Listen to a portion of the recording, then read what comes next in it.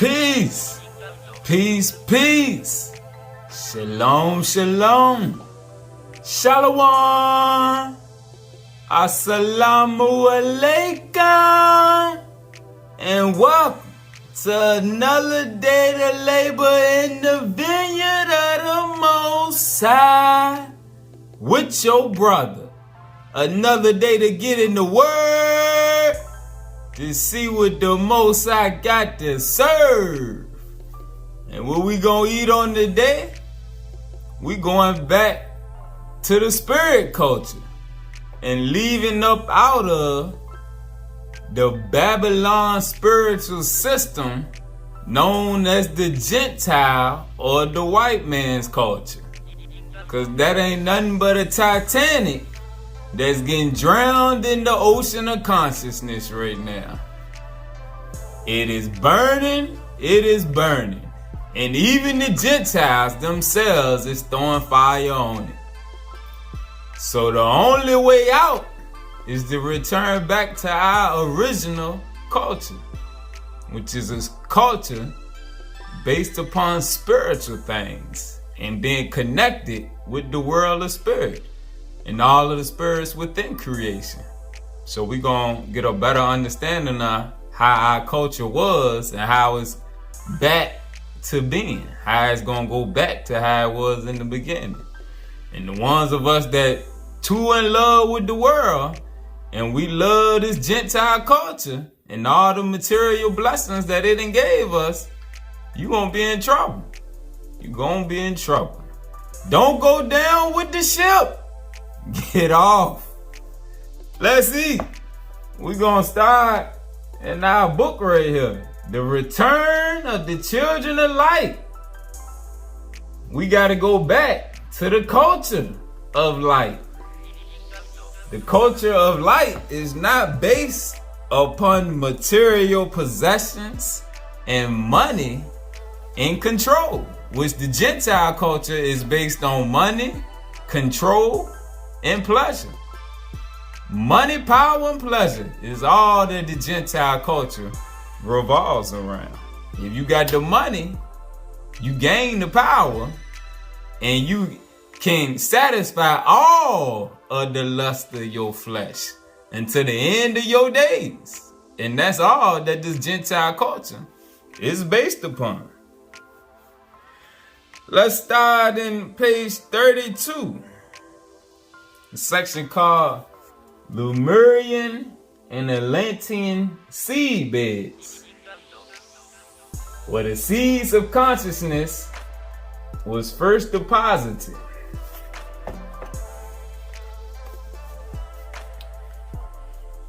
Esoteric accounts tell us that the first seedings of the Elohim, meaning the gods, occurred in the ancient worlds of prehistory, some 36,000 years ago or earlier. In these ancient traditions, the world of Lemuria, or Mu, which is a large island continent in the Pacific Ocean near South America, was the first world, or mother world. Alright, so we're getting another account here telling us that over here in the Americas was where everything started. And if you want to know more about Lemuria, a book right here, The Children of Mu.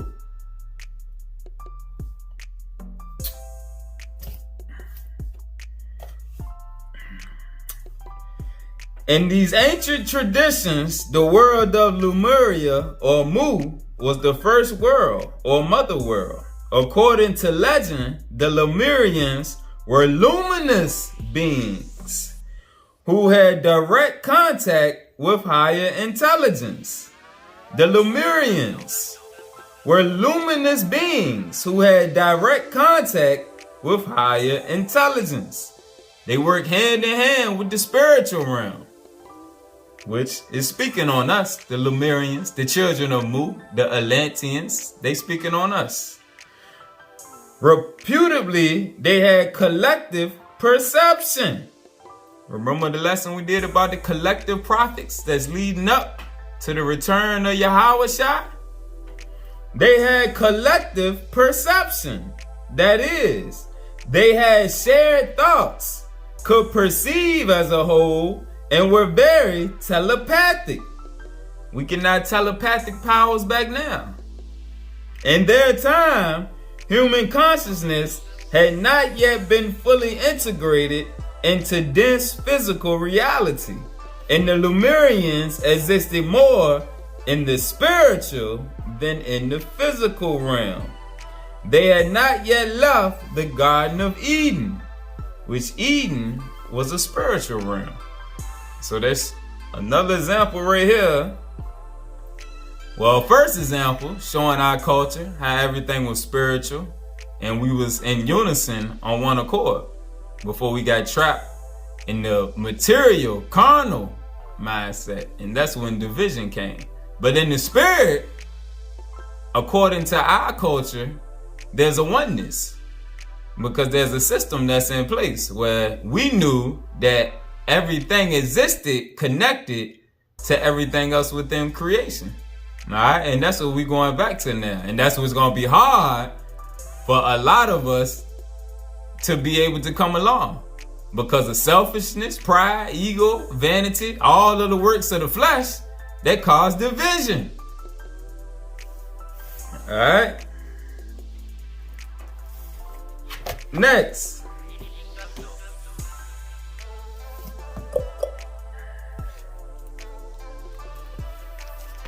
Next, let's show where the Most High sent the Gentiles to destroy us. Second Maccabees, chapter 6. Second Maccabees, chapter 6, verse 9. All right, because we've seen how that was our culture, and now let's see how, after the Most High sent the punishment on us. Second Maccabees chapter 6, verse 9. And whoso would not conform themselves to the manners of the Gentiles should be put to death. Then might a man have seen the present misery. And whoso would not conform themselves to the manners, the customs, the culture of the Gentiles should be put to death. That's how we got put in this situation we in now, mentally. Whereas spiritually, the Most High sent the Gentiles to completely thrash all of that up out of us. And then the Most High, like he said in Deuteronomy, he was going to send the Gentiles upon us for our punishment, and also so that he'd be just and give them their time to rule. But now that we coming close to the end, the Gentiles, along with the ones of us who can repent and go back to the old ways, those are going to be the only ones that's going to be allowed to come back into the new kingdom. All right. The children of light, the Israelites who return back to the Lord your God, who is a spirit and can get past the carnal aspects of things, and the Gentiles who have a spirit that bear witness to the truth that the children of light are bringing forth unto them. All right. Them plus us together is the remnant, and the remnant is going back to the original culture. All right. So it's important for the Gentiles to be able to learn our culture as well as us that don't necessarily know it either, so that we can see what we getting ourselves back into, and then it's just going to open up our understanding of the true world. All right, because the Gentile world is closed in. It had a lot of the aspects of the true world due to their negligence, because it's not been installed in them. That's why the Most High said they are to be converted through our preaching, our teaching. That's in the Book of Mormon. All right.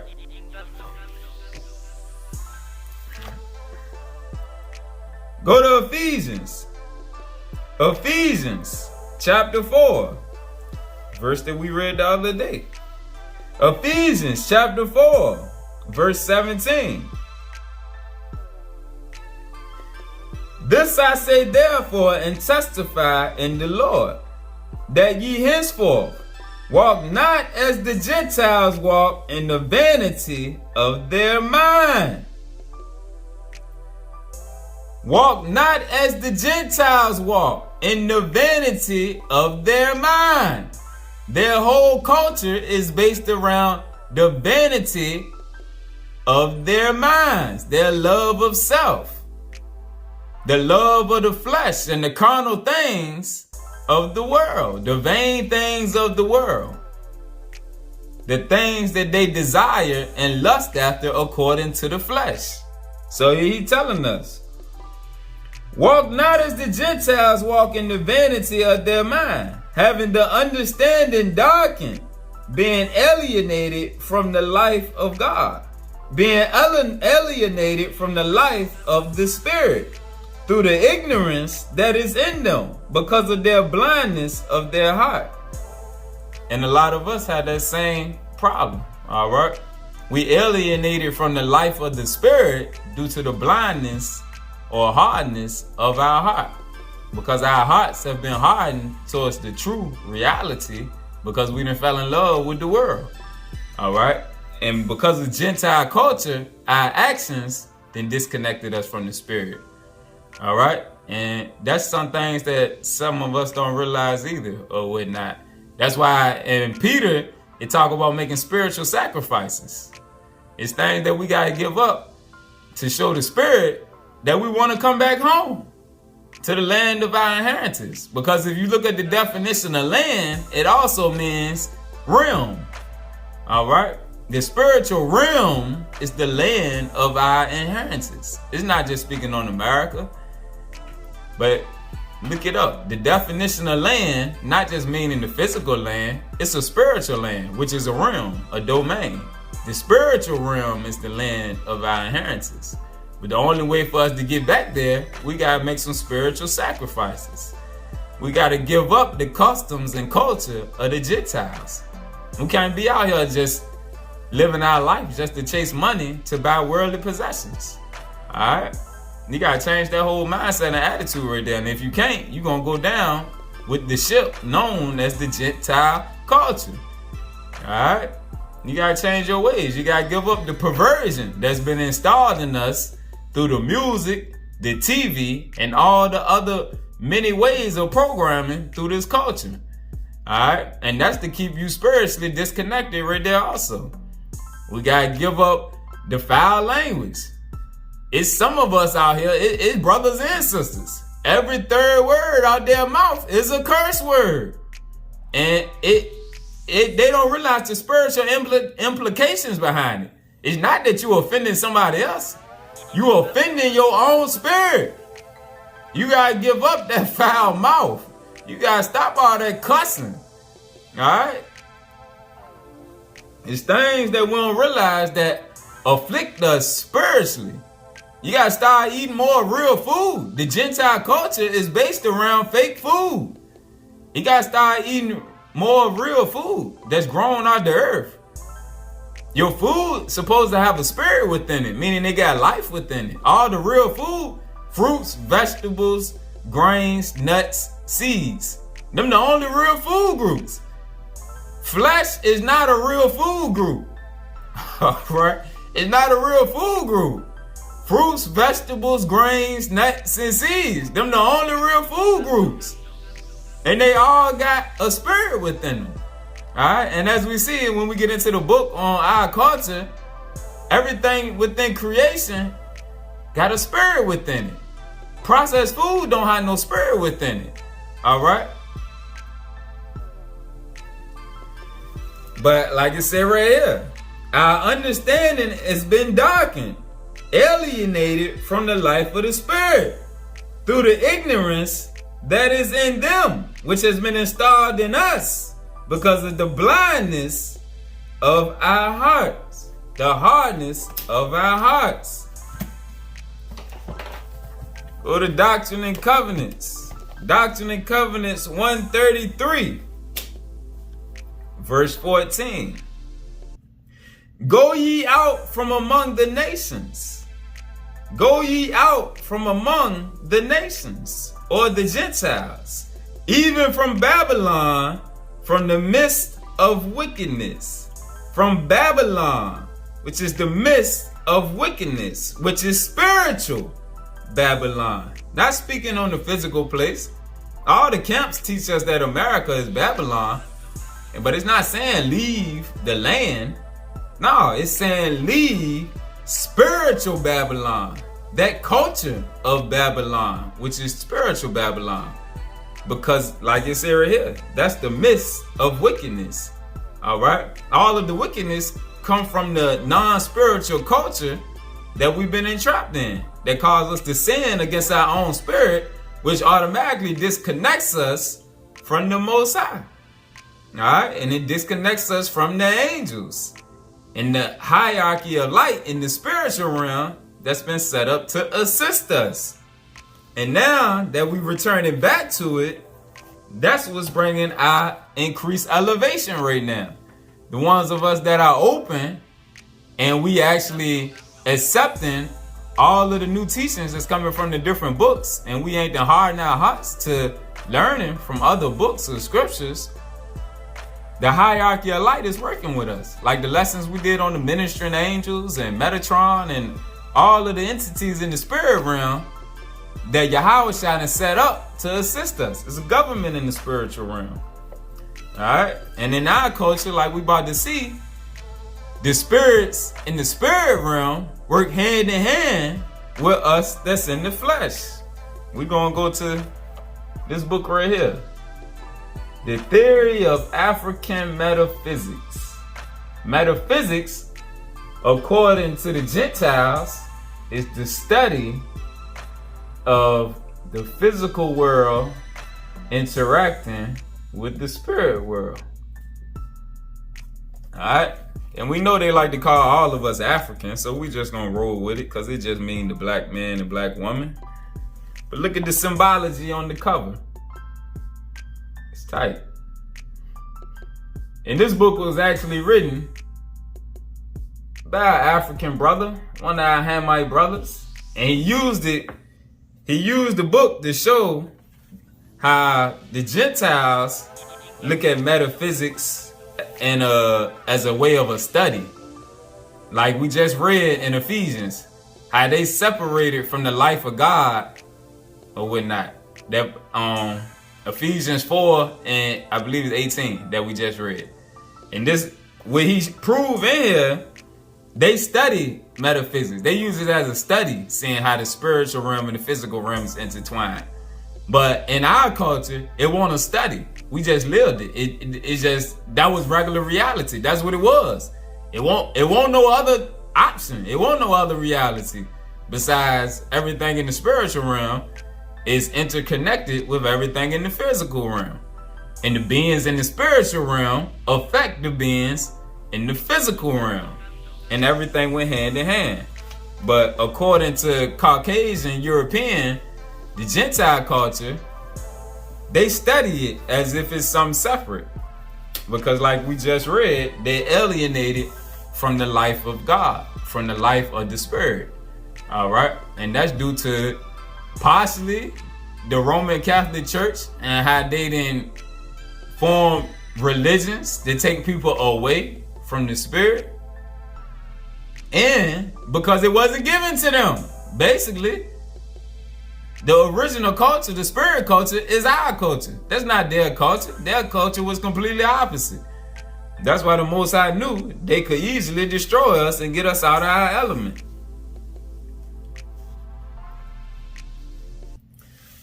Let's start on page 27. The metaphysics, the study of the physical and spiritual realm. The metaphysic of the West, which is based on a fixed, static conception, is undynamic and resists change. That's the way the Gentiles view metaphysics. This fixed conception of reality equally accounts for the individualistic tendencies and attitudes towards life and things in the Western world. Little wonder then why they do not see any reason for believing that their activities are capable of influencing their next door neighbor. For the Africans, man exists in relation to others. Alright? And like we know, it's not just the Africans, it's all of the indigenous people had the same culture. Alright? The ones of us that was in the Americas, the ones of us in the land of Africa, even if you studied the ones in the land of India, we all had this same culture wherever we was at. For the Africans or the indigenous people, man exists in relation to others. It is the community which makes the individual and not the other way around. The Africans do not conceive of man as an individual, as a force existing by itself and apart from the spiritual relationship with other beings. The African sees his universe as essentially a religious one, a unified whole of visible and invisible, and this organic whole of the visible world spiritually blends with the divine invisible world to give the African the ultimate whole of life. Alright? So we always had a view of the spiritual and the physical going hand in hand. Whereas the Gentiles, everything is about what you can see. They don't teach us to account for the spiritual realm, which part of the reason why they make so much money off us and keep us ignorant to knowledge of self. Which is why they're psychiatrists, they're psychologists, they're counselors, even their medicine. None of them things operate the way that ours do. Because healing, when it comes to medicine and herbs with us, you got to look at the spiritual along with the physical. And if you ever used to listen to Dr. Sebi or Dr. Africa, they always used to say that. They healed all diseases. They healed everything using different herbs and plants. But they always said it's a spiritual balance and a spiritual connection that you got to look at along with the herbs to treat the situation. Whereas the Gentiles, they just tell you just take this. They not necessarily trying to heal or nothing. They just trying to cover it up, mask it, bring temporary feel betterness, if that is the word. The traditional African worldview is people with invisible forces that are held responsible for almost anything that happens. Meaning, everything that occurred with us had something to do with the spiritual realm. Nothing happens by chance. We don't believe in luck. The traditional African conception of the world is one in which life forces play a vital role in whatever the people believe and act. In the African view, whatever a man acquires is believed to have been given to him by a superior being who already possesses that. For one cannot give that which he has not. In the same vein, any diminution of force is attributed to some evil intention agent capable of lessening one's force. Existence is identified with interaction, an exchange of forces. What I mean here is that to exist in the African conception is to be able to influence and be influenced by others in the surrounding. Let me show it. So we knew that the spiritual realm had an effect when good things happen to us and when bad things happen to us. We knew it was a blessing or a cursing from the spiritual realm, or something that went on with other brothers and sisters within the community that also affect us.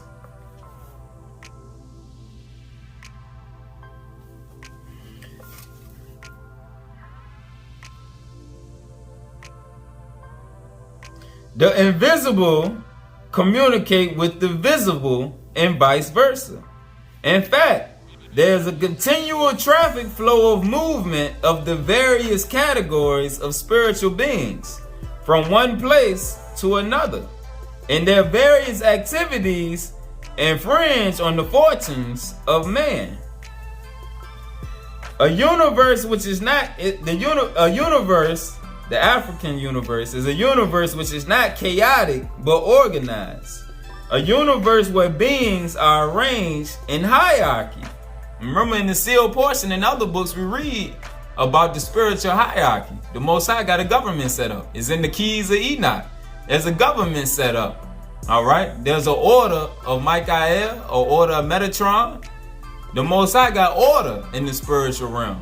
It's just not no random chance and this and that in random places. Nah, it's an order. It's a universe which is not chaotic but organized. A universe where beings are arranged in a hierarchy, and each being knows its place and role and what it must do in order not to destabilize the harmony observable in the universe. In fact, a universe where everyone is seen and considered as one, and what affects the individual affects the community, and vice versa. The Gentiles studied us for a long time, so they knew our culture and how we operated. And if we look at ourselves now, the ignorant niggas affect everybody else, but they don't realize it. All right? But the Gentiles realize it.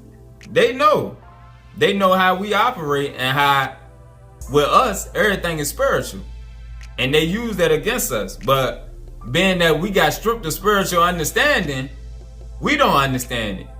So that's why the sealed portion go into the wickedness of the family structure. Well, we look at it like, oh, we good over here. We separated from them. We don't know them. We different from them. Nah, that's not the way our culture operated.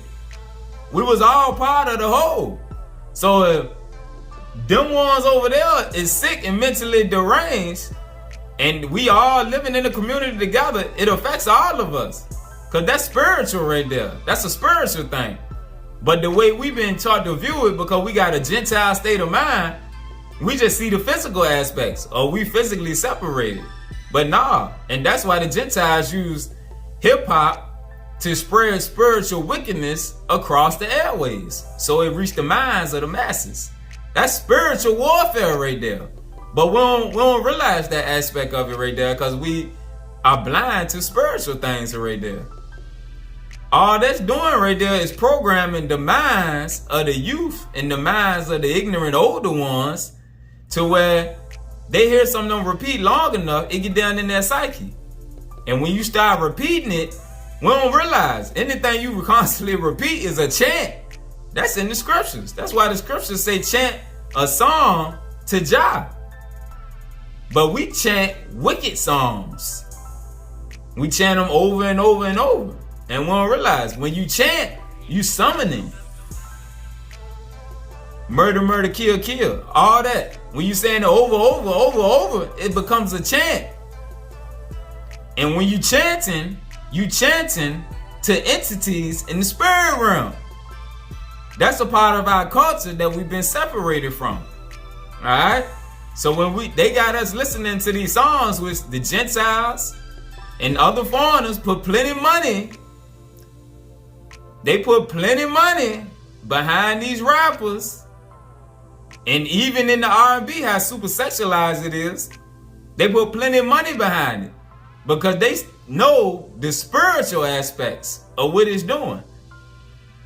And they know we can never rise as long as we stay stuck in that position right there. And summoning them spiritual entities to us, to our neighborhoods. We passing them all to our children. Because children 2, 3, 4, 5, 6, 7, 8 years old, raised up listening to that unedited rap from the time they little. So it's already engraved in their minds. And because we lack spiritual discernment, we don't understand what it's doing. Alright? And you let your kids listen to anything, not realizing the spiritual effects, because you think, oh, they know right from wrong. Yeah, they might know right from wrong, but they, along with you, don't understand the influence of the spiritual realm and how we summoning them. And that's what we're going to see as we're going through this right here, because they use our culture against us because we don't know our culture and we don't understand spiritual things. All right? And same thing with, that's why I always speak on God in the portals. The things we hear, the things we look at,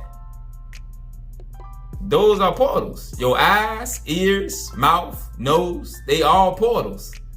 All right? They all portals whereby spirits can enter in and start to influence your mind.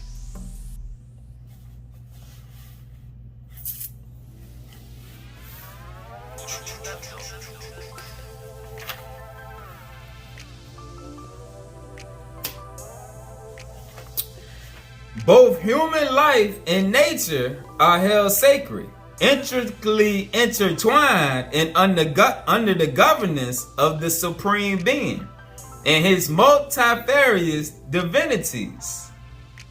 In traditional African communities, all forms of misfortune, ranging from illness, death, failure, etc., are explained by references to the activities of ubiquitous evil spirits, angry gods, revengeful ancestors, and destiny. Let's read this again. In traditional African or indigenous communities, all forms of misfortunes, ranging from illness, death, failure, etc., are explained by references to the activities of ubiquitous evil spirits, angry gods, revengeful ancestors, and destiny. Evil forces operating through man and nature. Success in farming, hunting, trading, or any work of life is regarded as a favorable nod from the gods. Our worldview is completely different than the Gentiles. And they use that lack of understanding against us.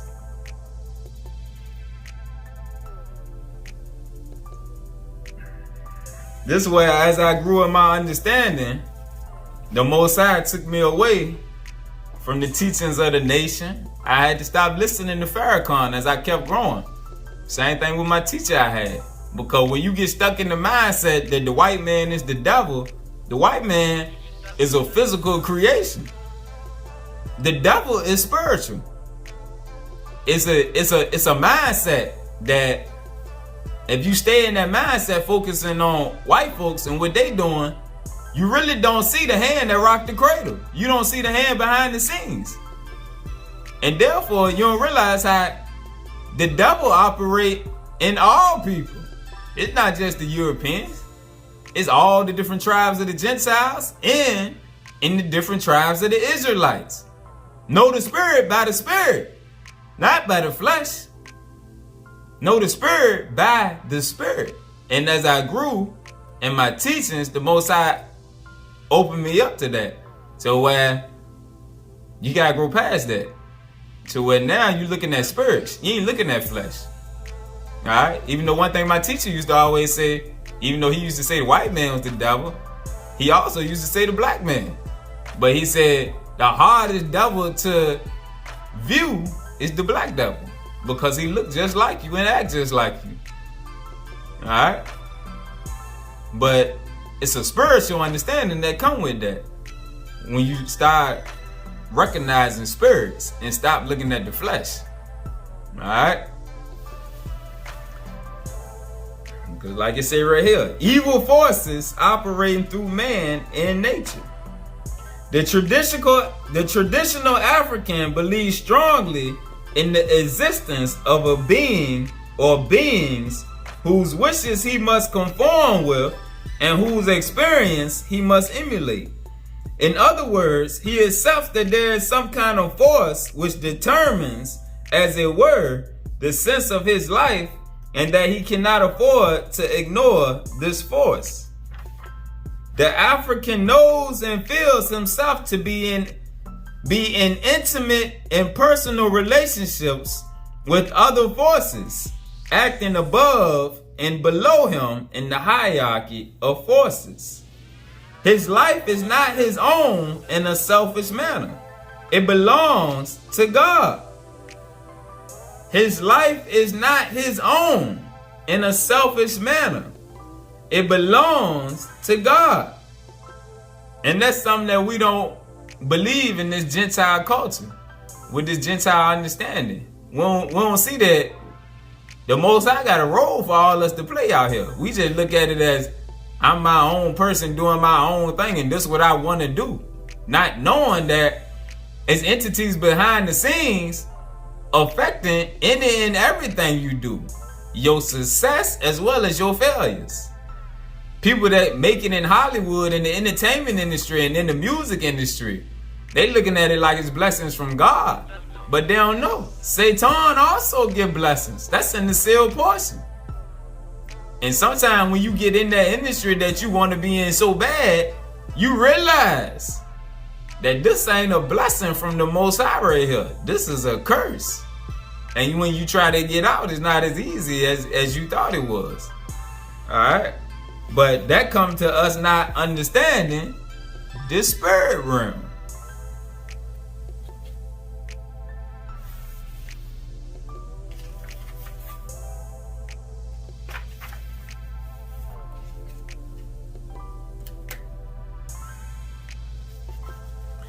The African sees that there is a divine power manifesting itself in everyone and everything in the universe.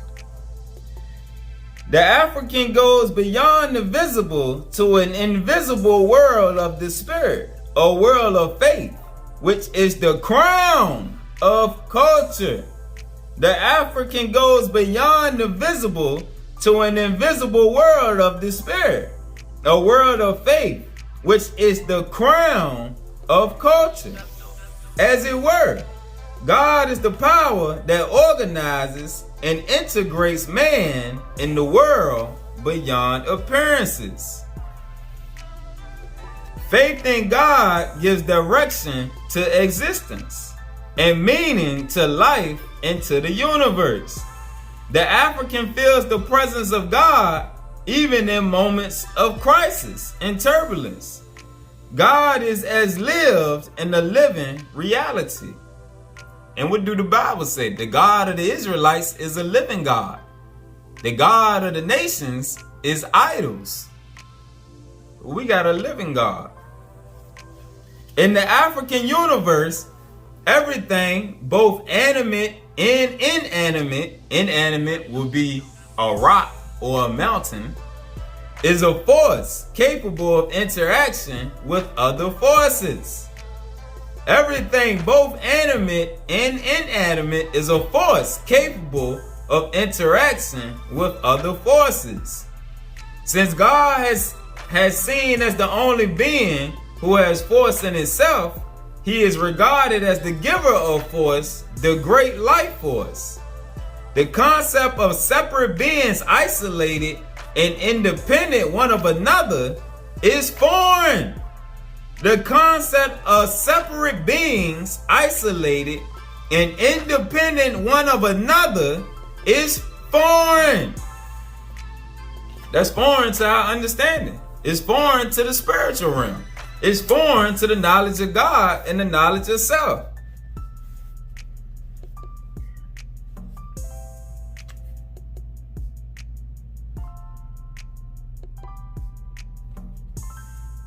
A man who curses others is doing himself genuine harm.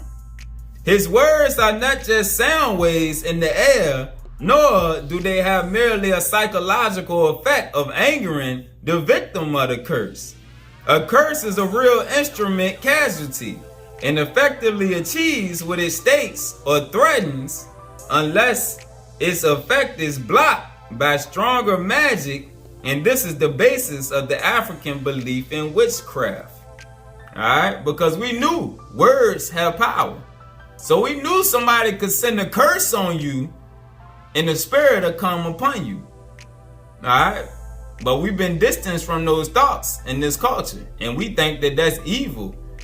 Which it can be used for evil. but everything has a dual nature to it. Alright?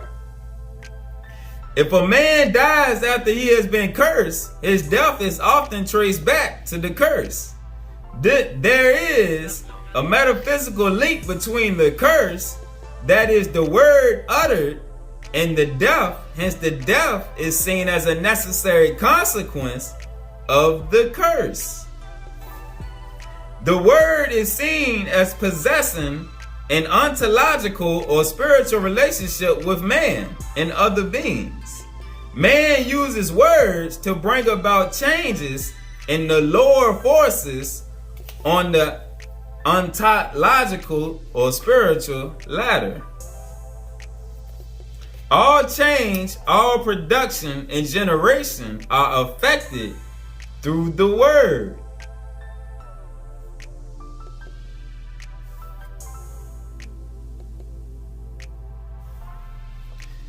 Thus, for everything that happens in the world, for fertility and drought, for sickness and its cure, for happiness and unhappiness, some Muntu, which Muntu is a force endowed with intelligence, some spirit is responsible, whether a living man or a departed one.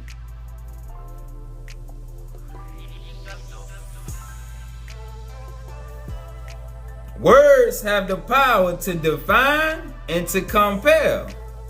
The African world is a universe of forces in which all beings are forces and are in a spiritual relationship with one another. The Africans believe that as a result of this spiritual relationship existing between man and other forces, and between man and the Word, that the Word has a spiritual relationship with the other forces in the universe. The logic is simple. Man has a spiritual relationship with the universe. The Word has a spiritual relationship with the other forces in the universe. The logic is simple. Man has a spiritual relationship with the universe. The Word has a spiritual relationship with man. Therefore, the Word has a spiritual relationship with the universe. The connection between man, things in this visible world, and things in the spiritual world is neither material nor a case for scientific verification, but a metaphysical one. Alright? And these things that the Gentiles keep hidden from us. They study our culture and then use it to further enslave us. The African thought holds that created beings preserve a bond one with another.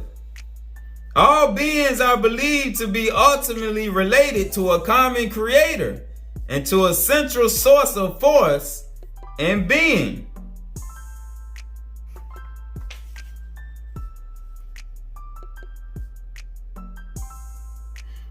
There is clearly defined hierarchies of forces, but there exists extraordinary harmony between the different categories of forces. There is mutual compatibility and interaction between God and the universe, the living and the dead.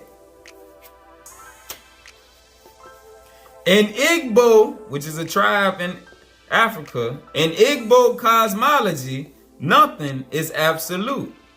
Everything, everybody, however apparently independent, depends upon something, upon somebody else. Whatever happens to an individual happens, as it were, to the whole group or family. And whatever happens to the whole group or family happens to the individual. It ain't none of that, I'ma do me. Nah, it's I'ma do we. We all in this together. Ain't no individuality when it comes to spiritual things. Alright? In the tribe of light, it ain't no individuality. That's why all of the teachers of light, they working in a harmonious order together. The beings that's not working in that harmonious order, they out of alignment. Whatever happens to an individual happens, as it were, to the whole group or family. When I come into understanding, I share it with the brothers and sisters of the tribe of light to give back to the whole. Because I know that all of our elevation is codependent. It's all correlated. It all run hand in hand. I'm not elevating no higher by myself. It don't work that way. That's the Gentile mode of thought. When we think I got all this knowledge, I'm gonna rise up above everybody. Nah, that's out of alignment. Spiritually, the tribe of light. That's why in the Bible it calls us the body of Christ. The body of Christ is the spiritual lights, the children of Zion, and we all work hand in hand, building one another up, healing one another. We all cast out demons together. We all bring healing from the spiritual realm together. That's why when you heard people talk about the effect of our combined prayers, like when Big Judah used to always talk about our combined prayers and how they work. It's a spiritual connection, like we just read. It's a spiritual connection with the word and spiritual beings. It worked through us. Whatever happens to an individual happens, as it were, to the whole group or family. And whatever happens to the whole group or family happens to the individual. To exist, therefore, means more than individual existence. This is why the Gentiles always try to keep us praying for them, because they know we hold the power. Spiritually, we connected to the spiritual realm. And as long as we continue praying for the Gentiles, we harming ourselves. But when we start praying for the downfall of the Gentiles and their system and their culture, we see what's happening now. Our combined prayers are in alignment and they got power.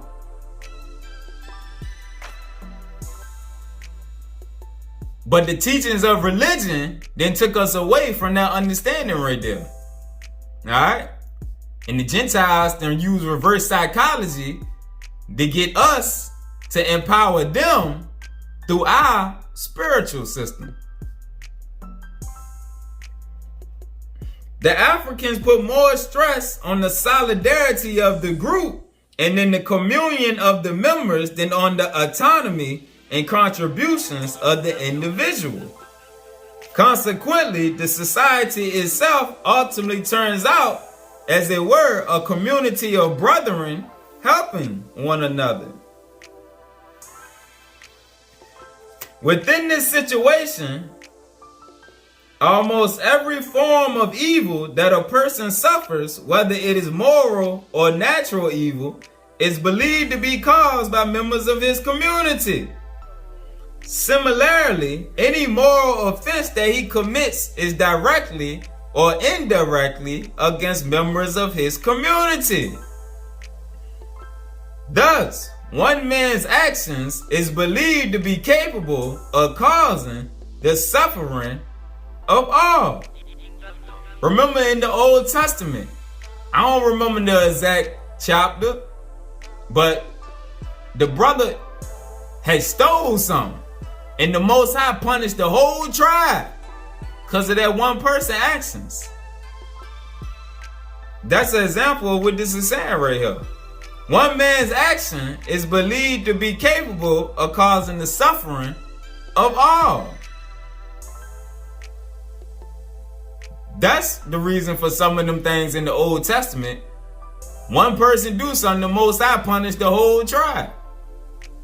Because we didn't realize spiritually, we all connected.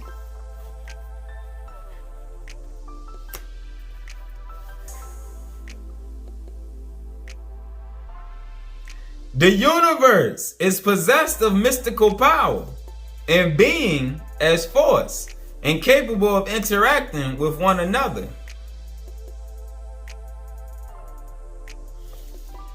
The African knows that mystical power is not fiction.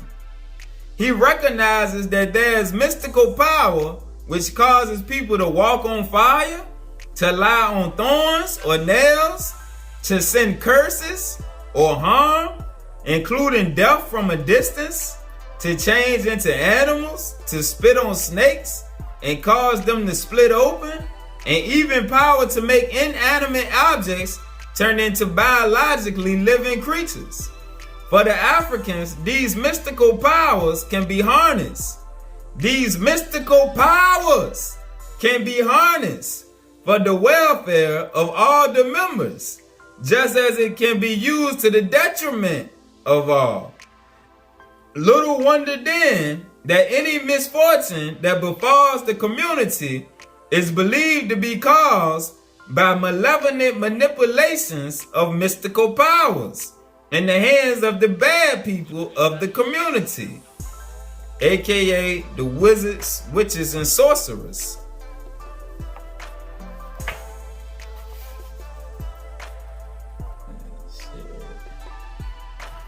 We knew the powers of the universe. We had the power to harness them. And this is what the Gentiles knew also. This is why they set up these religions. They keep us away from spiritual teachings. That's why certain books, the Gentiles tell us they evil, they wicked.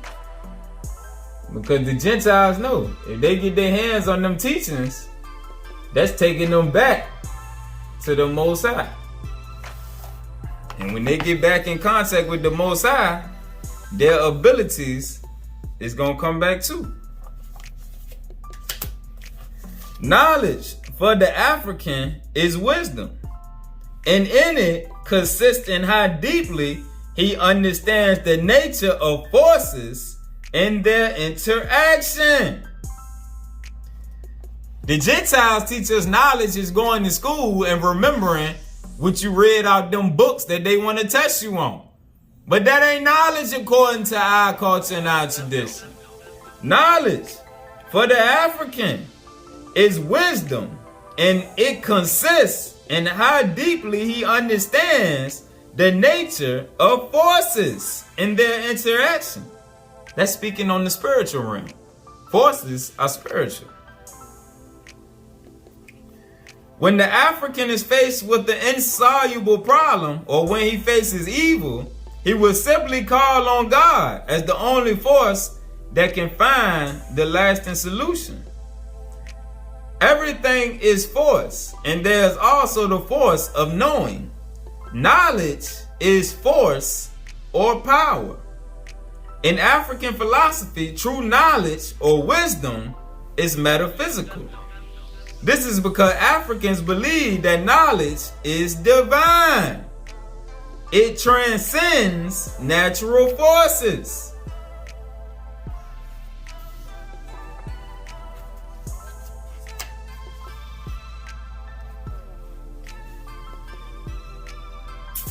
It has been shown that the universe is built on a complex spectrum of energy types. It permits the interweaving and the interconnectedness of the universe. Everything in the universe, thus, is capable of communicating with each other, since the energy out of which anything is made and everything is made is conscious energy with an insight intelligence. It is this insight intelligence that provides the created system of insight, implicate and explicate orders of energy, meaning spiritual and physical orders of energy. The implicate order, on the one hand, is the vibratory energy out of which the interconnections manifest. Implicate being the spiritual order, explicate being the physical. The spiritual order, on the one hand, is the vibratory energy out of which the interconnections manifest. On the other hand, that which manifests out of this energy out of the spiritual energy is the explicate or the physical order. This means that anything manifested in the physical universe is enfolded within the spiritual order. The enfolded means that anything in the physical universe exists within the energy of the spiritual order in a potential state. The power of consciousness is the spiritual or implicate order, which is far greater than the power of the physical or explicate order, far greater than any explicit manifestation made of that great energy. The spiritual trumps the physical is what it's saying. The entire physical world and anything within it is produced from impulses which manifest by complex mathematical relations and frequencies within the implicate or spiritual order.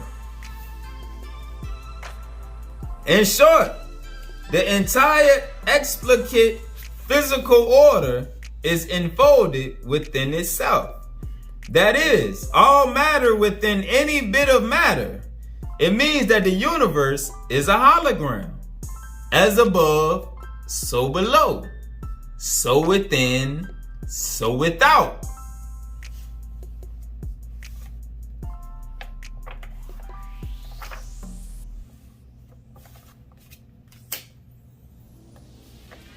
It is one of the principles of African philosophy that there are more things in reality than can be seen with the eye or perceived with the senses.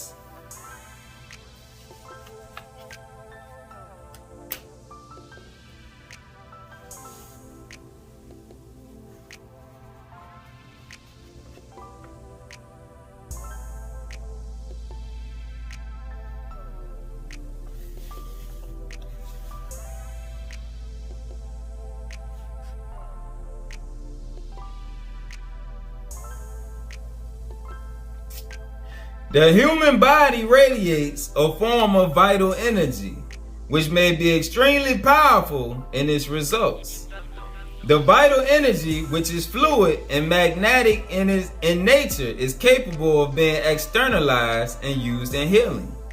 The healing by touch, the brothers and sisters with their healing hands, that's one of their gifts as a part of the body. The healing by touch is possible through this energy type, since it is possible to transmit it from one body to the other. To heal physically is probably innate in all humans, just waiting to be developed. When the individual is willing to undergo the training, which will prepare him to know how to utilize the special healing energy, however, it should be noted that material objects as well as other herbs have inherent healing properties, which the healer or diviner has been able by training to determine precisely. That's what Dr. Africa and Dr. Sebi could do. Energy is a fact. Diviners or healers possess the healing energy.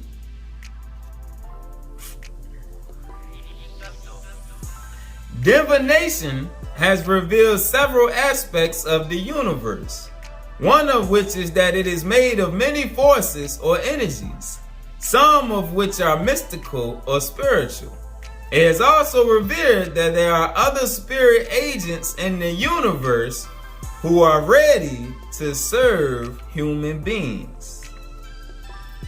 Man is above these angels and has the entire universe and what is in it for his use.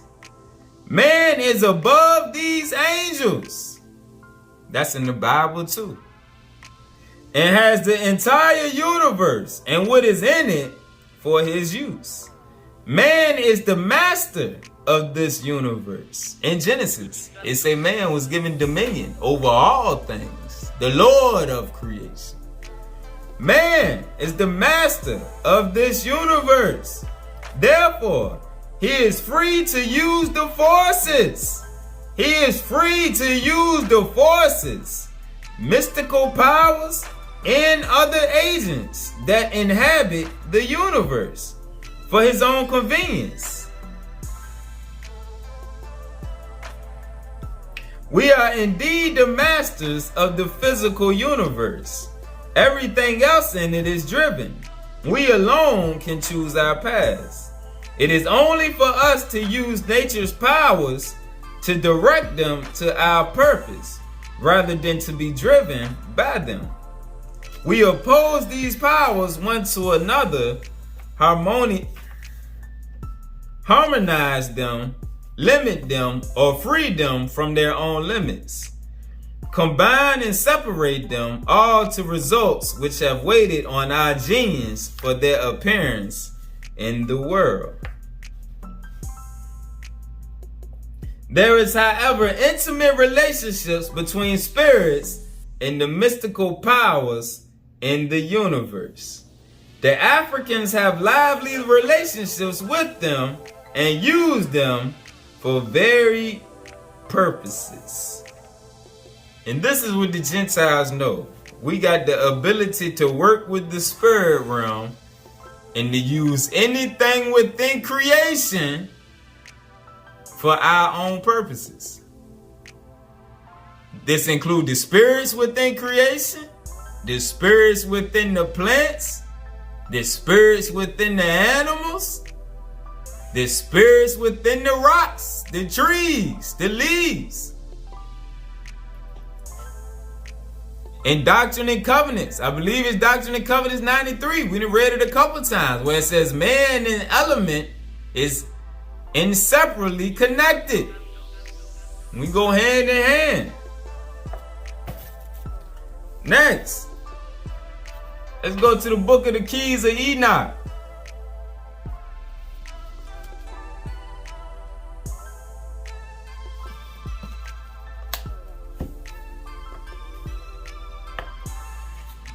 Alright, so remember we started off reading out the children of light. How the stuff started with us over here in the Americas. And we're going to see right here how, as it was in the beginning, so shall it be in the end. Page 552, key 319, starting at verse 83. I was shown by Metatron how America was being prepared to be the restored area for the returning programmers of the Father's will.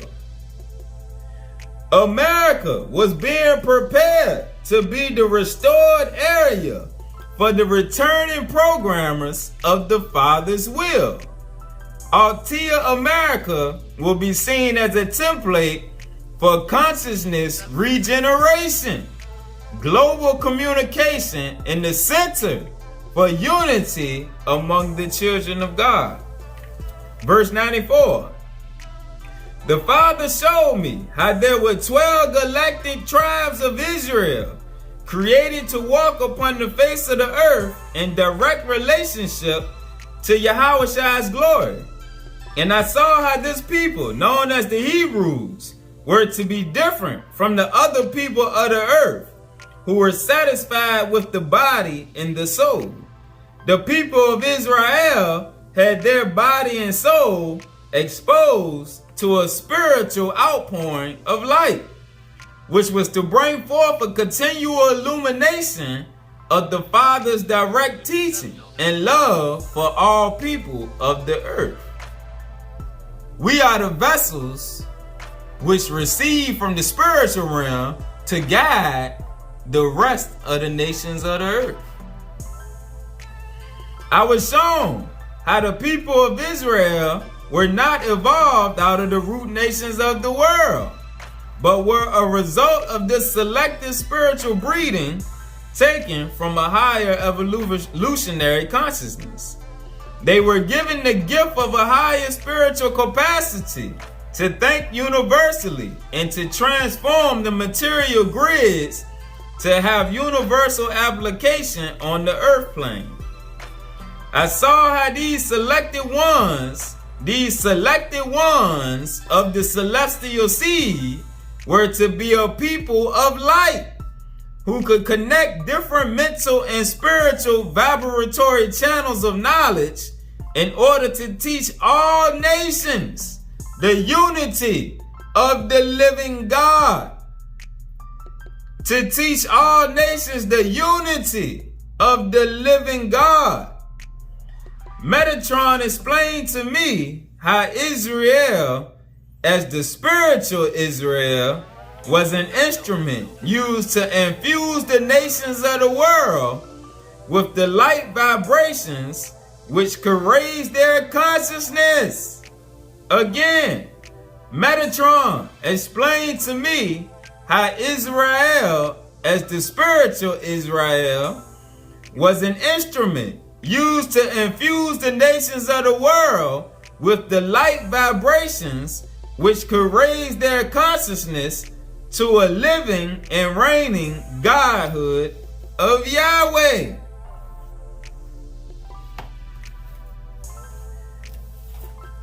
We're going to close out in Jubilees, the book of Jubilees. And I'm going to use my Selassie, King Selassie version. Jah. That's what I call the Most High. Jah Jah. That's what my daughter said. Jah Jah. Daddy, you listening to your Jah Jah music? Yes. Jah Jah. Jubilees. The book of Jubilees.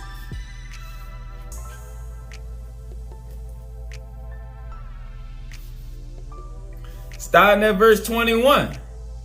And Jah said unto Moses, I know their contrariness and their thoughts and their stiff-neckedness, and they would not be obedient till they confess their own sin and the sin of their fathers.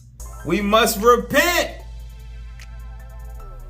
He said right here, they would not be obedient until he break our pride. That's where repentance come in. You got to let go of your ego and pride to repent. And the Most High know. We will not be obedient till we confess our own sin and the sins of their fathers. And after this, they will turn to me in all uprightness and with all their heart and all their soul. And I will circumcise the foreskin of their heart and the foreskin of the heart of their seed. And I will create in them a Holy Spirit, and I will cleanse them, so that they shall not turn away from me from that day unto eternity. And their souls will cleave to me because of that Holy Spirit, and to all my commandments. And they will fulfill my commandments, and I will be their father, and they shall be my children. And they all shall be called children of the living God. And they all shall be called children of the living God. And every angel and every spirit. Again, we just read out of the metaphysical book how with us everything was connected. And every angel in every spirit. Jah Jah making a separation right there between the angels and the other spirits. So it's letting you know. When you heard the Africans talking about the ancestors and the ancestor realm, that's true. All right, you got angels, you got demons, you got plenty of things that exist in the spiritual realm. And right here, Jah Jah making the difference. And they all shall be called children of the living God. And every angel and every spirit should know, yea, they should know that these are my children, and that I am their father, in uprightness and righteousness, and that I love them. Alright? So hopefully, we got a better understanding of our culture and what it means to come out of spiritual Babylon. And we can jump off of that Titanic known as the European culture and the things of the world. Cause Jaja is burning it up. He burning it up. It's getting destroyed. So we gotta come back home to the culture of light. Alright?